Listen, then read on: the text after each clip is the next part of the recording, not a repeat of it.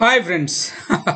Reverse logistics అంటే ఆ, ఏముంది, కస్టమర్ రిటర్న్ చేసిండు.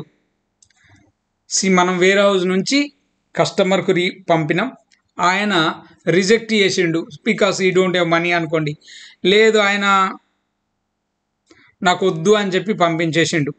రిటర్న్ పంపిస్తే దాన్ని తీసుకొచ్చి మళ్ళీ ఎక్కడ పెట్టాలో అక్కడ పెట్టడం, ఈ ప్రాసెస్ని ఏమంటారు అంటే రివర్స్ లాజిస్టిక్స్ అంటారు.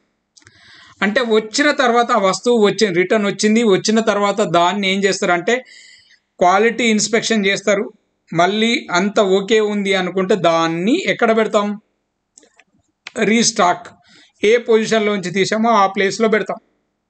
దాన్ని ఎక్కడ పెట్టాలో అక్కడ పెడతాం. దీన్నే రివర్స్ లాజిస్టిక్స్ అంటారు. Reverse logistics is used when a customer returns or exchanges an item.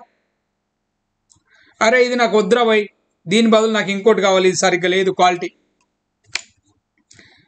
అంటే కస్టమర్ నుంచి మళ్ళీ వేర్ హౌస్కు వచ్చే ప్రాసెస్ను రివర్స్ లాజిస్టిక్స్ అంటారు.